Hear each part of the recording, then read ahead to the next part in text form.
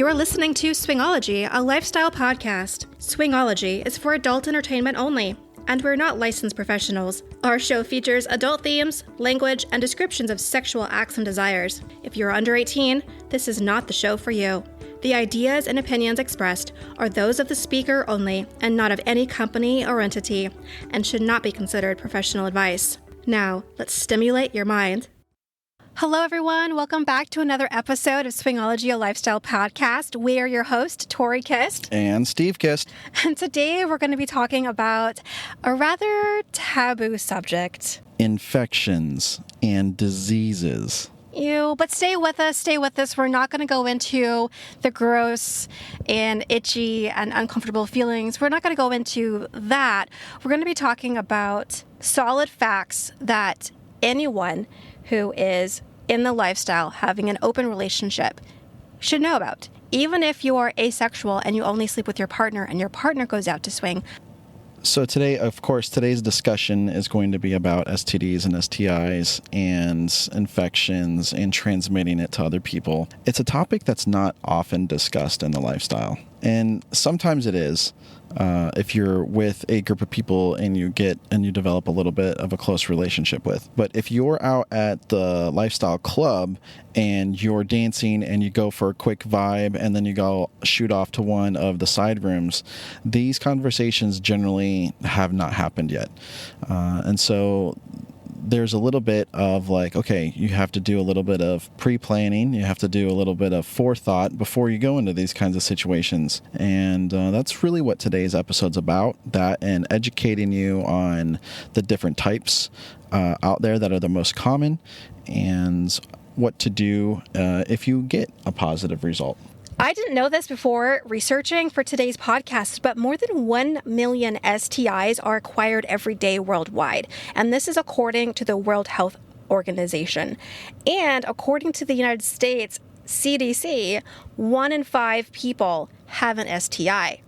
So let's start with, what is the difference between an STI and an STD? So an STI could be anything sexually transmitted. It could even be non-sexually transmitted. For example, like childbirth, mother to child, utensil sharing, kissing, things of that nature. Even. Yeah, I heard hot tubs. I don't know if there's like a lot of facts in that one though. Like hot tubs, can a hot tub really transmit like an STI from one person to another? According to our research, yes. And can you imagine how about you're in an orgy room and you just got done playing and you sit on one of the side couches. You happen to have lost your towel because it was a wild night. So you're sitting on one of the couches and you go home. Maybe your partner that you played with didn't have any STDs, but you sat on a couch without coverage. Maybe you picked it up from sitting on the couch from someone else sitting on the couch. Yeah, viruses and bacteria can transmit from surface to surface contact. So that could be even handling condoms or touching lube bottles or sex toys. It could be all of those things. So we do know that more than 30 different bacteria and viruses and parasites are known to be transmitted through sexual or, I'm going to say, intimate contact. Bodily fluids and kissing and even blood. A grandmother can give it to a grandchild. Like maybe she's got cold sores and her grandchild kisses her face and then now her grandchild has cold sores. And then what if the grandchild is promiscuous and touches her cold sore because it itches and then she touches her privates because, maybe she's promiscuous. And then all of a sudden she's got genital herpes. Yeah, so if that's something that we learned during our research. If you have a cold sore and you scratch and itch it, and then you itch down in your private area for whatever reason, you could literally transfer the infection from an oral only to a private genital infection. Yep, that's absolutely right. All right, so anyone who's sexually active or not sexually active, anyone who has a partner that is sexually active, you should know what to watch out for. Basically, anything that's abnormal. And ask your partner, does this look normal to you? It doesn't look normal to me. Your partner can tell you if it's different or not. And then at that point, go see a doctor. We're certainly not going to be diagnosing anyone over a podcast. I did want to mention the difference between an STI and an STD. STI is sexually transmitted infection, and it is only considered a disease when it causes symptoms. So infections occur when the pathogen or the bacteria or parasite enter your body and it starts to multiply. And we learned during our research that there can even be sexually transmitted fungal infections. And so I had no idea. So fungus grows on your skin. So literally, if someone brushes up against your arm, or maybe a woman squirts on you or what have you, someone else touches your arm and gives you a hug, if you still haven't taken a shower at that point, then that person now has that on their hands. They can touch their face, they can touch their private parts, they can touch their eye, and then that's how that transfers. And that had nothing to do with sexual activity or anything. One person put their arm around the other, and now it's on their hand because it was on that person's shoulder, for example. And about the sexual transmitted fungal infection that we found out, it is M2M, which is male to male. Right now, it is found to be M2M, male to male sex, and then Caucasians in Europe. But we know things travel, and before we know it, it's going to be, something else that we will be tested for or what on the lookout for. So I did want to continue. Infections progress to disease when the pathogen causes damage to your skin cells. That's when you start showing symptoms. So in our last example, we had Adam and Eve. So let's go back to Adam and Eve. These are just example people, hypothetical characters, okay? So Adam may have symptoms, and so therefore he could have the disease. Eve can have the same thing, but as an infection, she's not showing symptoms. So those two terms can be used interchangeably, but that's technically what the difference is.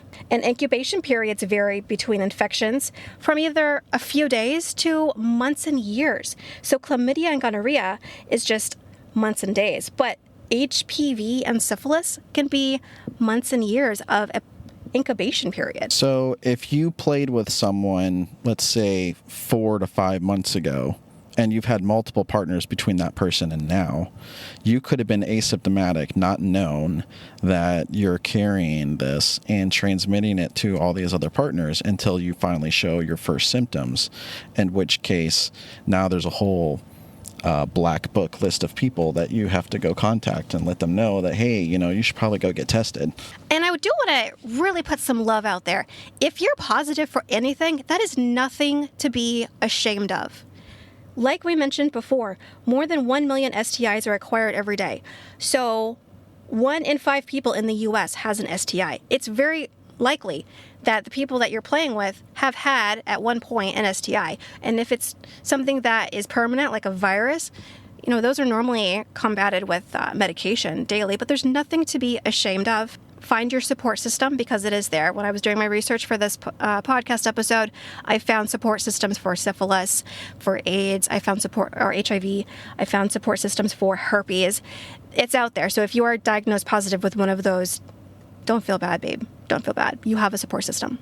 And so what my wife and I do, we get tested every 2 to 3 months. And so we know that we're clear, and we are eager to show those results to other people anytime that they ask. But we found going through the lifestyle and meeting couples and being in group play events that not a lot of people ask for that information. And I've heard stories, I haven't experienced it myself, where one couple asks for their results because they were like, oh yeah, we've got results, we just took it last week. And they're like, oh, I would love to see the results. And then just asking for it provoked a reaction out of that person. I wish I knew what the story was behind that, because that sounds like if I ask someone for their results because they just took a test recently and they came back at me with that negative response, I would just be like, okay, we're not a good fit. Yeah. We're going to move on now. Yeah, there's no reason why anyone should be hiding results or being upset about showing results. And if you don't have results, just say you don't have results. I don't have any recent results. Exactly. Just say it. Be honest. Let me tell a personal story about me, my personal STI experience. I was 20 years old. I was a bartender at a hotel, and we had a lovely European family from the UK, actually a UK family, come through my hotel, and they had a rather haughty son with them. Well, we flirted because, I'm the bartender. I'm kind of cute, especially when I was 20 years old. One thing led to another. So when I got off my shift, I drove us to a private place and we made out and had sex. Well, my next pelvic exam showed that I received chlamydia. And so when I did my research at that time, the UK was having an outbreak of chlamydia. So I knew it was from that one night stand that I had. I felt very uncomfortable. I actually felt dirty and ashamed, which, I didn't have a support system and I couldn't talk to my family because I felt dirty and ashamed. So I was dealing with all of that alone. Luckily, I went to Planned Parenthood, and that's how I got my diagnosis. And they prescribed me some antibiotics. I took those and went in for my next pelvic exam and was clean. So that is my experience with chlamydia. It was very uncomfortable. I had the burning sensation down there. And I really just wish that, back when I was 20 years old, what year was that? 2003. We didn't have support systems in place like we do today.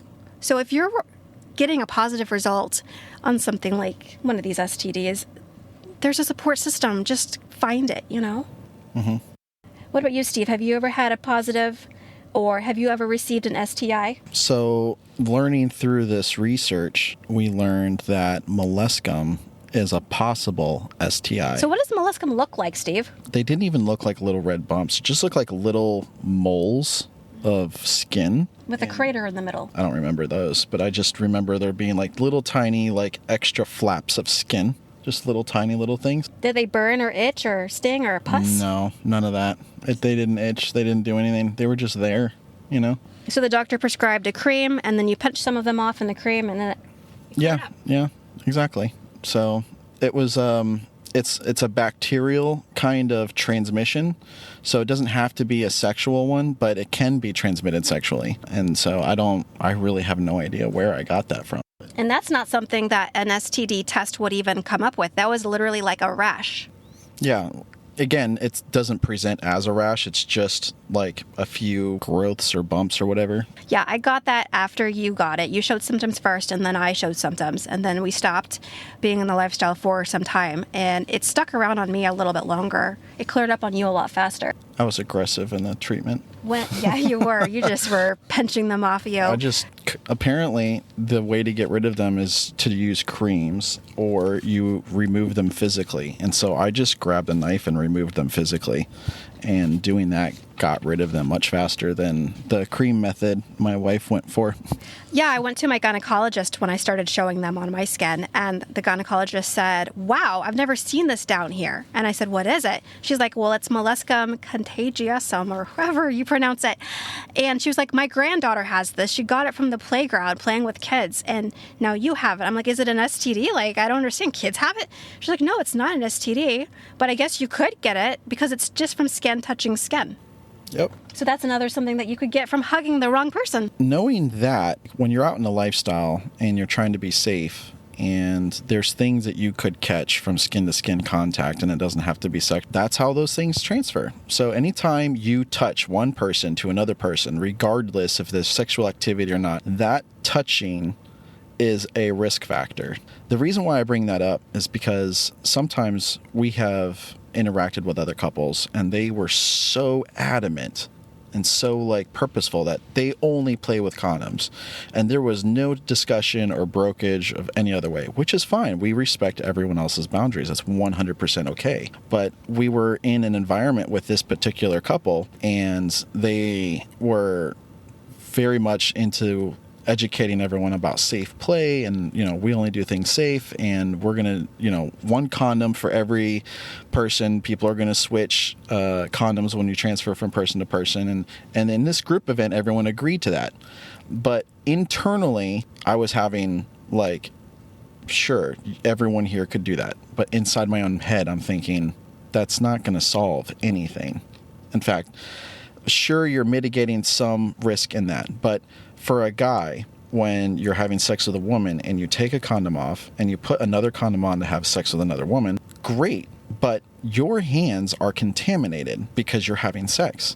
And so when you take your contaminated condom off with your hands and put on another condom, that condom is now contaminated. So you'd be washing your hands between each condom change. You should literally wash your body in between each person contact is the only way to it. Like, if you were going to have a safe orgy, the only way to do that is from one person to the next person is to have a full wash down and have new clean everything. How about a shower orgy?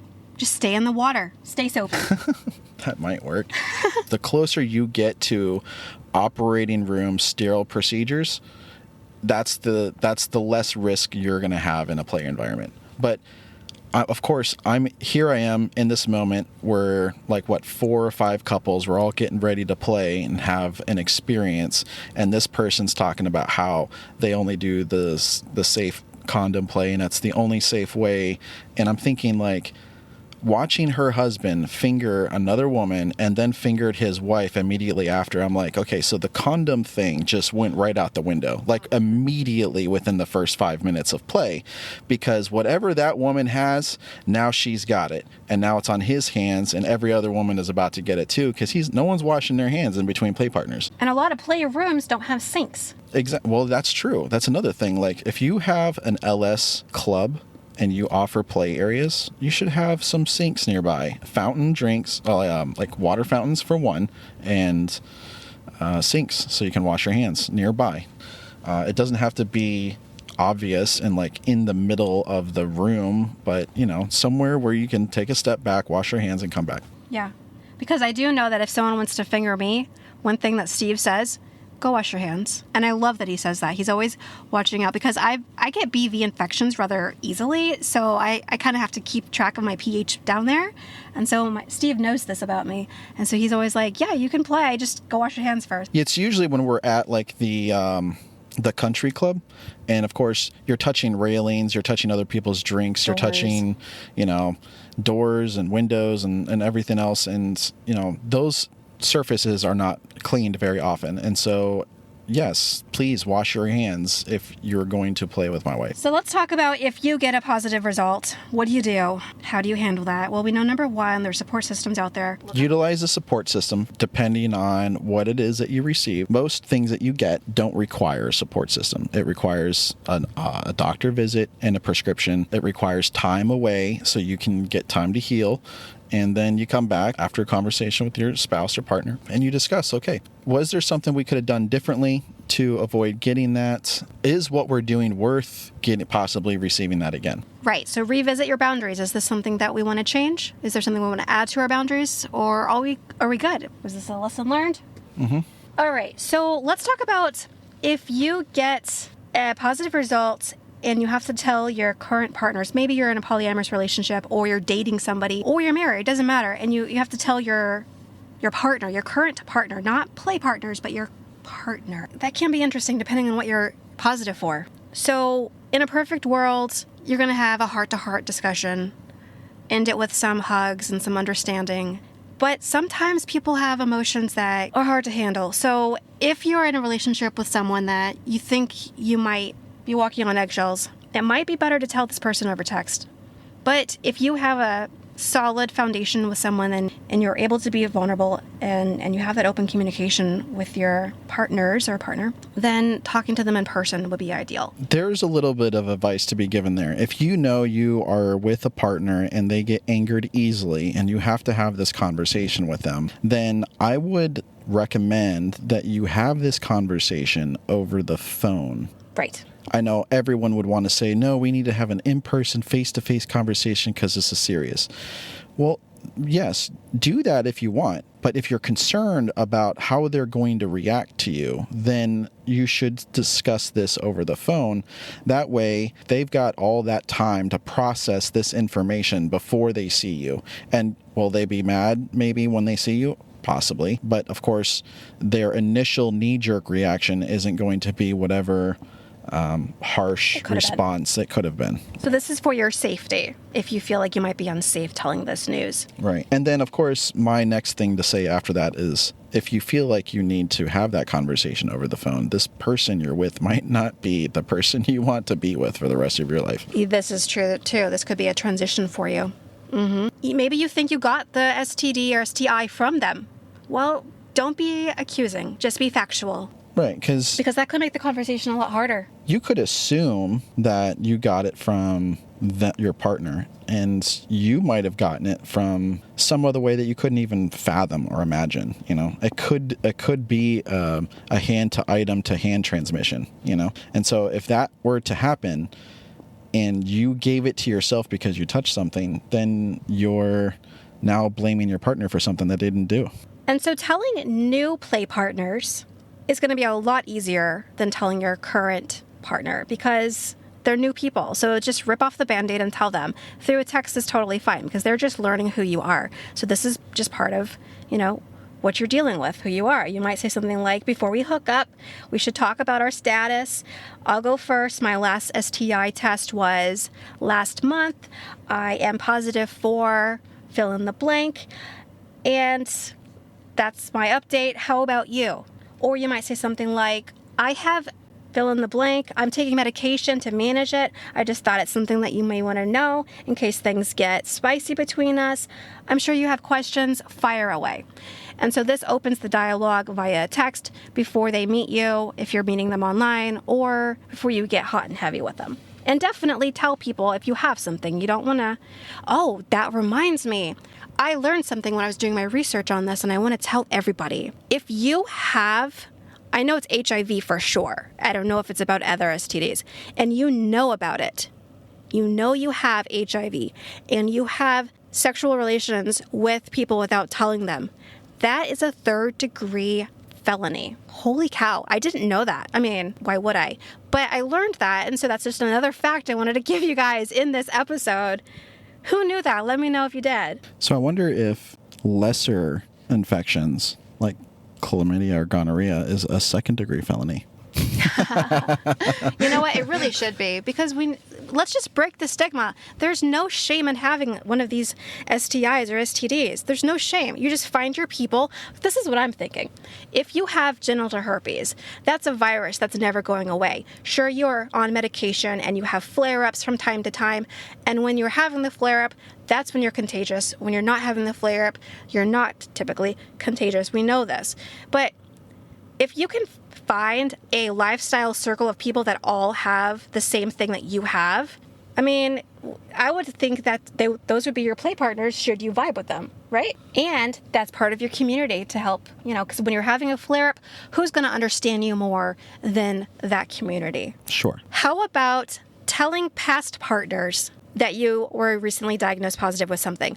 I found a tool for you guys. Listen up. There is an online tool that lets you text or email previous partners anonymously. It's free. It's super easy to use. It doesn't require sharing any of your personal information, and you can let them know, hey, I was diagnosed positive with da-da-da-da. They're never going to know who you are. That's amazing. Now, when I did my research, the blog that I found listed off 5 different sources that do this. I went to each of those sources, and 4 of them have been pulled down or canceled. There's 1 left that I've noticed, and it's part of stdcheck.com. But when you go to www.stdcheck.com, it's not easily found. So what I'm going to do is link this in the show notes of this episode, linking directly to that feature of that site.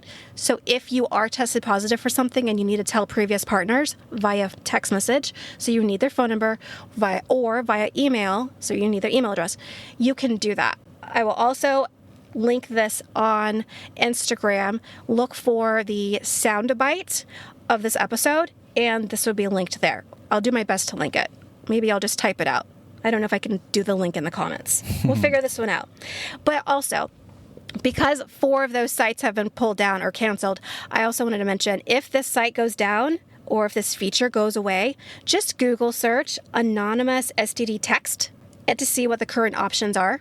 Because, things change all the time, and who knows how long this podcast episode will be available. There you go. While I'm on the topic of the internet, you guys should all go to Google, type in your city, and then type in free STD check. So if you're in Atlanta, it would be Atlanta free STD check. And just see what options, because in the metropolitan area that we live, there is a company that offers completely free STD checks, and medication.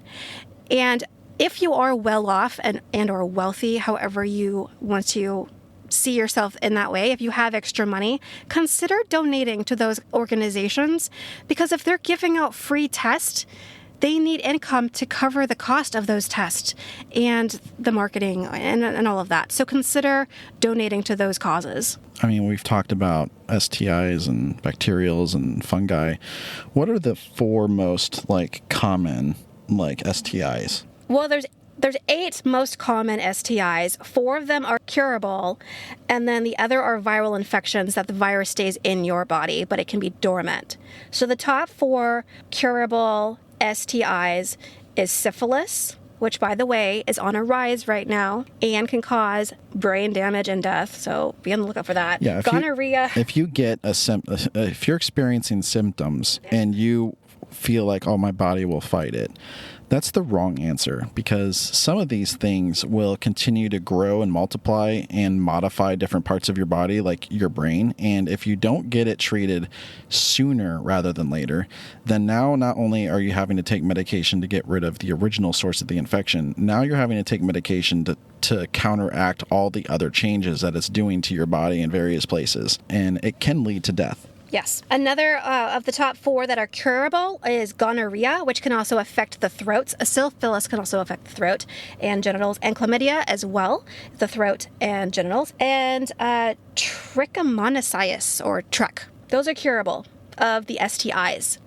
Of the viral infections, there's 4 of the top that I want to mention. We have 2 have vaccines that you can literally be vaccinated for. Oh my gosh, go get vaccinated. It's hepatitis B and HPV, which the human papillomavirus is HPV. Now, the human papillomavirus shot came out between 2007 and 2014. The latest version covers more strains, so you want to get updated. And it's offered to anyone about ages 16 up to age 45. So if you're under age 45, go to the doctor, get your vaccines. I just finished my round of vaccines for the hepatitis B and the HPV. HPV, it does hurt, and there's 3 shots if you're above age 16. So, yeah, in the military, they provide you a lot of vaccines, and especially when you get deployed, you get a battery of vaccines. And I had assumed up until today that the vaccines I had received include the HPV vaccine, but we pulled out the medical records just this morning, and we kind of flipped through them, and I was going through all the vaccines that I've received up until recently, and I'm like, oh, see, HPV is not included. So what is HPV? HPV can cause about 9 or so, maybe even more types of cancer, and if you are a male, you can transmit HPV to a female who can then get cervical cancer. And if you are a female, you can transfer HPV to a male and he can get penile cancer. And there's other types as well. Also, HPV causes plantar warts and genital warts, in which, those are viruses that maybe you're asymptomatic, so you have no symptoms, you never get the wart, but you're still curing the disease, you can still pass it on. 2 other viral infections that are very, very common is HSV, which is herpes simplex virus. This can affect the mouth, which is HSV1. Those are cold sores. They could be in the mouth, on the tongue, or outside of the mouth. The HSV2 is the anal and or genital version of that, the herpes. Mm-hmm. And then, of course, there's the HIV virus. But honestly, nowadays, it's probably not necessarily the most scary one. Exactly. It's really not, because the people with HIV now can take daily medications that will make it so it's not possible to transmit. And a lot of times when those people are taking those medications and they get tested for HIV, the test comes back negative because the virus is such to a small, minute amount that it's not traceable. And so it's not necessarily a cure, but it's to the point where it's completely manageable, and even when tested, you don't show as positive. Yeah, so what I did, part of my research, besides going to all the medical sites, I also went to Instagram and typed in these names of these different STDs to get my information, and that's how I found there's whole communities.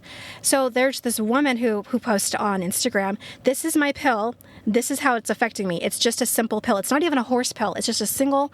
She looks as healthy as can be. She's a teacher. She lives a normal life. And she says when she gets tested, it comes back negative, but she knows she has it. Wow, that's incredible.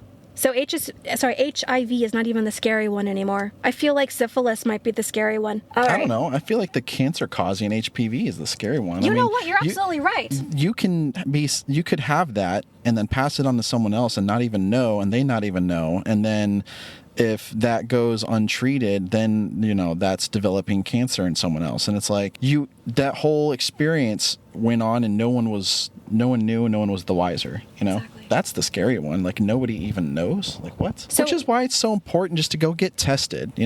Everyone needs to get tested every so often, and that way you're clear. When it comes to getting the vaccines, what I didn't even have to go to my doctor. I just walked into CVS. Long story. It actually started with me getting the COVID vaccine. Then I got the shingles vaccine because someone at work said that their sister, who was 41, got COVID, which led them to get shingles at age 41, and she was getting major complications from the shingles. So at the time, I was like 38, 39. I was like, okay, well, I'm going to go get my shingles vaccine. So I walked into the pharmacy. I got my shingles vaccine, and they were like, would you like hepatitis B? Would you like HPV? I'm like, oh, you have all these. It's like a menu. It's like a restaurant menu. I'm like, yes, give me that. I'll take it all. That's my story. Okay. I'm an overachiever in some areas. My wife is very excited about getting protection and vaccines. So I was the one in school that did the extra credit, but I was getting an A+ anyway. Yeah, definitely an overachiever. All right, some other STIs. I'm going to say STIs. Some of them are not actual STIs. Well, it's an infection. Well, like bacterial vaginitis. Is that considered an infection? It's an infection. It's an imbalance of the pH of the woman's area. So. Well, no. The imbalance of the pH is a pH imbalance. BV, bacteria vaginosis, is an infection of the vagina. Okay, and if left untreated, is so uncomfortable and smelly, and it's so simple to treat it. The most common cause of BV is unwashed hands. It's straight up the number one reason why a woman might get BV. It's just a guy played with you and he hadn't washed his hands before. I get it when I start to have multiple play partners because I go through my cycles. I'll have like one or two play partners for a while, and then sometimes I get extra spicy and frisky, and I'll have like some more play partners. And when I get the more that my body's not used to those people's pH, it doesn't have to be from the hands, but that's when I typically would get the BV. So what I do, ladies, is I take a PhD tablet, which is boric acid. That's a brand of the boric acid. It comes in different brands. I take a boric acid tablet and pop it up inside of me the day before I play to prevent the BV from happening, and it has helped. And I didn't have a BV infection until I became a lifestyler. So when I was single and I was dating and I had sexual partners, I had one at a time back in those days, and they would be months apart from each other. So I didn't get BV infections. I got the occasional UTI from having a new partner, in which that is also on this list to be on the lookout for. But when I entered the lifestyle, that's when I got BV for the first time. And I actually spoke to, a couple years later, I spoke to a single unicorn, a single female in the lifestyle, and she was like, do you get like BV infections? Because she was new. I was like, yeah, all you have to do is pop in a boric acid tablet and it clears it right up. She was like, okay, because she was concerned. She was like, what is that smell down here?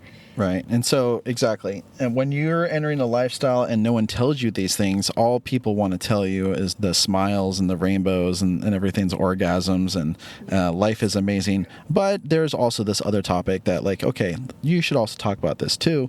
You're going to be experiencing sex with multiple partners. There's ways to mitigate risk, and you should be aware of that. That's why this episode exists. Yeah, now there's some new STIs out and about, and not all STD test panels test for it. So it's called ImGen is one of them, and this is Mycoplasma genitalium, and I don't know much else except for that it is new and that you have to ask specifically for this test. And so with ImGen, you have to specifically ask for it, and it presents itself as a bacterial vaginitis infection to women. So and most women apparently don't even know they have this bacteria, and because it doesn't cause symptoms in most cases. There's also something called LGV, which is lymphogranulomia vu. I'm not going to even say that, but I don't even know what that is. But it came up as one of the new things to be on the lookout for, as well as, what is it? TM7 or something like that.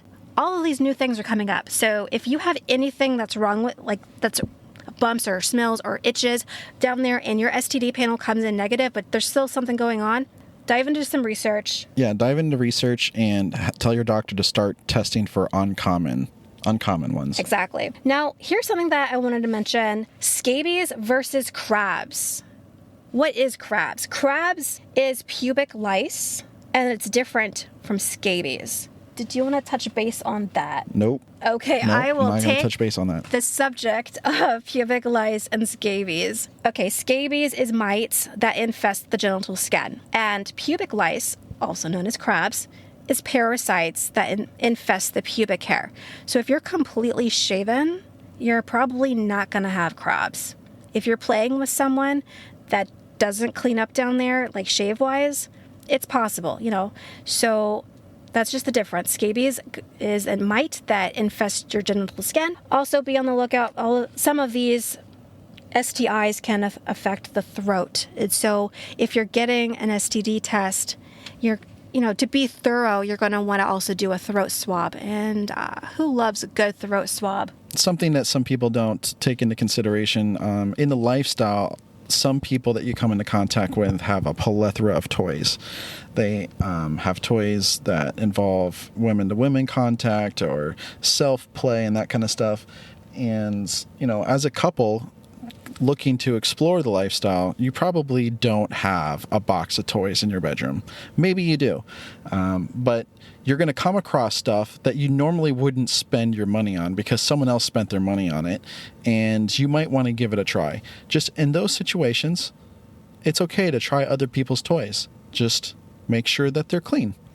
Ask them to wash them, or ask them, did you recently clean this? If you don't want to trust them on that, have your own bacterial wipes with you. Alternatively, you can put a condom on the sex toy. Sure, absolutely. All right, so other ways to reduce risks besides cleaning your sex toys and putting condoms on sex toys would include using gloves for hand jobs, using dental dams for oral sex, using condoms for any type of sex, and always washing your hands between changing those out. It's almost impossible to have 100%. You're not going to be in an orgy and it be 100% safe, even if everyone wears condoms. It's not going to happen. Recently, we came in communication with some new friends online on social media, and we began our conversation, and they said, oh, well, we just found a couple that we're going to become exclusive with. So that means we don't have to be playing with protection anymore. We're going to be exclusive with just them. So we're not looking for other play partners, but we're totally down to party. I think that's great too. Like, maybe that's your type of swinging. If you're not going to be like open to, vibing all the time with different people, maybe you're just open to one couple, and those are the people that you play with outside of your marriage. That's completely acceptable. And then maybe what you do is, in order to prevent, like, for some swingers don't want emotional attachments involved. So maybe what you do is you focus on one couple a year, and then you transition to another couple that you might meet at an LS event, and then you kind of, not cold turkey, but kind of fade away and let life drift you away from the one couple. That way you're not developing feelings and attachments, and then you can kind of focus on another couple, Yeah, and remember that one of the benefits of having multiple sexual partners is learning new tricks and skills in the bedroom, and that's, it's fun to explore those flavors. Yeah, it's having different, unique experiences that your partner can't give you. All right, guys, we talked a lot about STIs, STDs, not shaming anyone who has one because it is very normal. It is something that we all in the polyamorous or in the lifestyle community have to be aware of. One of my favorite things about the lifestyle is the judgment-free vibes. There's not a lot of judgment in the lifestyle, and I love that. And let's just keep that overflowing to STIs and STDs as well, and keep that communication open. Homework for new people or couples, regardless of how experienced you are, go get a full STI, STD panel check, and then agree to do it once every 3 months or so. And And if you have not received the hepatitis B immunization or the HPV immunization, my personal request or homework assignment would be to look into that and get that on the calendar and start it. Now, I did actually have a little, I don't know what to say, issue this past spring when I got my final hepatitis B immunization. Like 2 weeks later, I went over to Talent Testing Services and got my test, my STD test, and it came back positive for Hep B. But I had literally just gotten my vaccine and I forgot I got the vaccine because I live a very busy life. I just do what's on the calendar. And so when they said, oh, you're positive for Hep B, I'm like, wait a minute, I'm getting immunizations for that. They're like, oh, well, show us you're getting that. And it was 2 weeks prior. They're like, okay, well, come back in next week and we'll see if it's still positive. And I came back in next week. It was negative.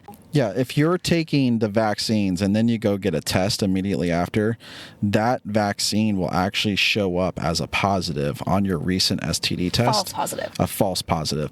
That's something just to take into consideration. So spread those out from each other. If anyone has any questions or comments, feel free to reach out to us. I prefer on Instagram, look up Swingology, a lifestyle podcast. You can also message us through the show notes of this episode. If you do message us there, please include your contact information so we can get back in touch with you, because it is not automatically included on our receiving end unless you add it to your message. That's right. All right, everyone. Tune in next time to stimulate your mind.